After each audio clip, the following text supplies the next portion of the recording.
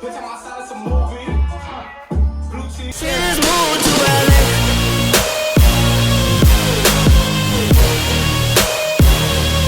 She been tryna party. Yo, what is up, my viewers? Your boy KA touching down once again, and today I'm going through how I make a 30-minute DJ mix with you guys. One thing that we did at the start of 2021 is we set up a new Mixcloud account for our events business that we do, that we run events in the UK, primarily for students and a couple other things.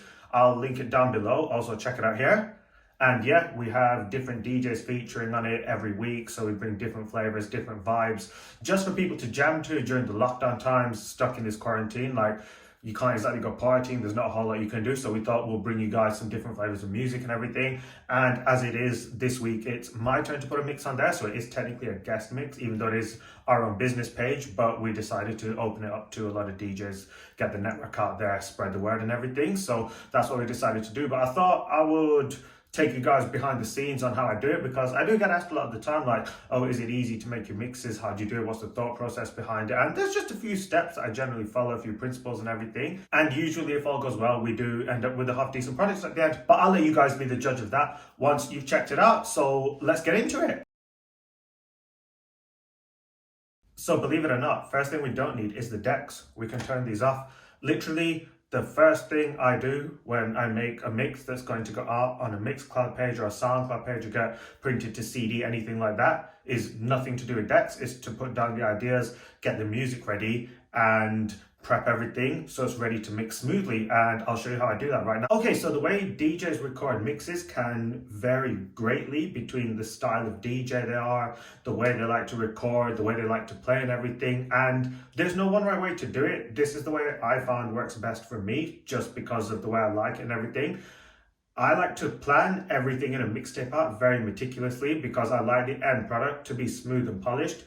I do respect that a lot of DJs say, nah, I'm not about that. I'd rather just take the record straight out the back of my decks, record the raw feeling, put it out there. And that's great if it's your style. I've done that before. You can make it sound good. It does sound good when you record it well, so don't get me wrong.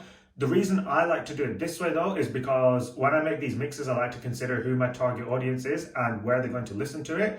And at the moment, when we're in the middle of a lockdown and everything, I don't think it's going to be played at too many parties. It's generally going to be people listening in headphones or in their car when either they're going for a run, going for a walk, or they're driving somewhere, or even when they're just chilling at home, listening on their phone or their speakers or anything. So in this case, I want a product that's nice and clean, rather than what I might do, say, if I was making a mix that was just to warm up at a club before I jump on. It's a very different kind of idea here. So what I normally do is just prep everything on the laptop before and then get to recording it. And yeah, so let's jump into it and I'll give you a rough idea of how I do it. So this is the DJ software that I use. I use Serato DJ Pro. You can use Tractor, you can use Virtual DJ, you can use anything else really. It doesn't really matter as long as you're comfortable with the software, you know how to use it, you know how things are done. So first thing I'll do is I'll go through my whole crate and I'll get a whole list of tracks that I want together in the mix. So this is going to be a 30-minute mix. My DJ style is normally about 1.5 to 2 minutes per song that I have in here. So about between 20 and 22 tracks. So here I've got, yeah, about that. And the way I'll structure that is pretty much the exact same as I would do it if I was doing a live set in a club. There are a couple of subtle differences that I'll explain through. I'm actually going to make a whole video on how I actually structure my live sets, but generally what I'll do with the mix is I'll start it off on a good vibe, then I'll take it further up into a bit of hype, and then towards the end I'll calm it down a little bit, just bring the vibes out so it ends on a mellow note. You can kind of start mellow and go hype at the end, but the way I've noticed it is when you're listening to a mix, you kind of want the vibes at the start and then bring it down afterwards. But like I said, that's purely personal preference, the kind of mix you're making and the MO of your project and everything. So like I said, this here's the original song list, just in alphabetical order. And once I got everything done and the way that I wanted it, this is kind of the order that I ended up with, how I'm going to mix it on the decks and everything. And what I'll end up doing is I'll work out where I'm going to mix in and out of each song. Like I said, it's very structured and very planned. I don't normally do this when I play a live set because I just like to have the live feeling. But the reason behind this is because when you play a live set, you can get away with a lot of things that you can't do on a mix. If you're playing a live set and you miss a beat by one, people aren't really going to notice. If you're playing a live set and your gains are sky high, you can quickly turn it down. It's not the end of the world. If you're doing that in a mixtape and someone's listening in their AirPods, and music just comes blasting, you're going to notice that, you're going to hear that, and it's going to be a detriment to your overall product. So once I've got all this together, what I'll end up doing is I'll just analyze the files in Serato, because what it does is it'll use the auto gain feature and bring everything to around the same level. You still have to monitor it in the decks when you mix, but it just makes your life that little bit easier once it's done. And this is honestly the hardest part of the mixtape. Once you've got this part sorted out, so all your songs are going to mix together nicely, you've got the good in points, you've got the good out points, and you know they're going to mix in key properly, you're probably 9 times out of 10 done most of the work. Then the only thing you've got to do afterwards is mix it and a couple of little things in post-production, but that's not actually too bad.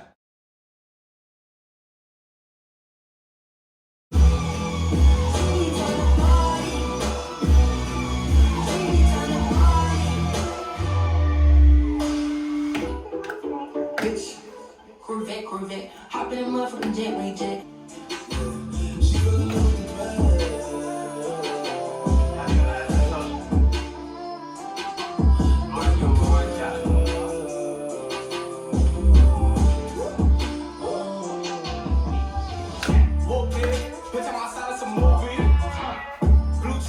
Love the way that mix goes. I put it on my Instagram and TikTok the other day. It just bangs. Like, I love the way those two tracks blend. It's something else. You don't get that very often. So one thing I say when you're recording these kind of mixes, try and put some songs in that people won't always expect to hear, but that you think they'll enjoy. There's a lot of music out there that you can reach people this way with, and it makes your mixes sound a little bit different, not just run of the mill, the same thing that every DJ's playing, because I think everybody, any kind of product, whether you're a DJ, makeup artist, anything, you need a unique selling point, and your music selection is a really good way to do this as a DJ. Okay, so that's, let's turn the volume down so YouTube don't pick it up. Yeah, that's the mix done. I did improvise a little bit at the end because I just needed to get it up to 30 minutes, didn't quite have enough songs in, so you can throw a few in there. One thing I just want to point out, look how low I have my gains at when I mix for a recording. Normally I recommend when I'm playing at a club or whatever, put it at about 11 o'clock, but sometimes I just ignore these rules and just crank it, because when you're in a club, you just basically want as much noise you can get without either the system distorting or the club sound engineer bottling you over the head with something. So you just want to kind of push the levels as much as you can, but like I said, when you're mixing, you want to keep everything nice and smooth. So yeah, I'm going to wait for this last track to finish, and then we're going to get into the post-production part of things. Okay, so that is us done with the recording part of the mix. Believe it or not, I actually think that's probably the easiest part to do, because most of the prep works are done. That bit's simple. The way I look at it is, I love comparing like making music to cooking food, because there's so many analogies of work.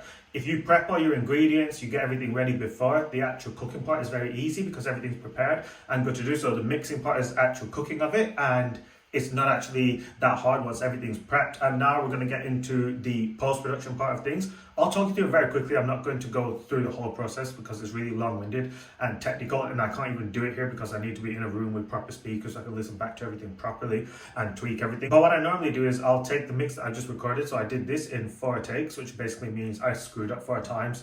It's perfectly okay to screw up, guys. Everybody does it at some point or other. Just know how to correct the mistake. So what I normally do is just go back and re-record from where I was so I can slice it together in post.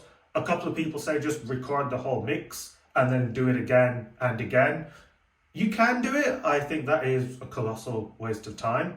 Especially if you know what you're going to mix already. If you're just kind of ad-libbing it, then yeah, I'd say probably just go hard on a mix the first time, get your ideas down, then you can fine polish it afterwards. But I'm more of a fan of the way I do things. For now, I might change that in a little bit, but I'll see how it goes. And yeah, so what I'll normally do is I'll chuck everything into Logic Pro and Post, tweak all the levels, add a bit of compression, EQ on it, just make everything sound sweet. I'll put a couple of effects on it because I don't normally bang the effects like I do in a set. I just get the clean mix and I put the effects on in post when I do these kind of mixes. And yeah, by the time this video goes up, the mix should have been up yesterday. So please be sure to check out the mix on our Prestigious Events Mixcloud channel and let me know what you think. And also check out the mixes by some of the other DJs on there. And I will be back with you guys real soon. Peace! Also, one last thing, guys, for the love of all that is holy, once you have finished recording, please, please, please back up all your Serato recordings. Either put them into Dropbox or put them on an external SSD. Do not lose your recordings, because the last thing you want after going through all that effort and recording the mix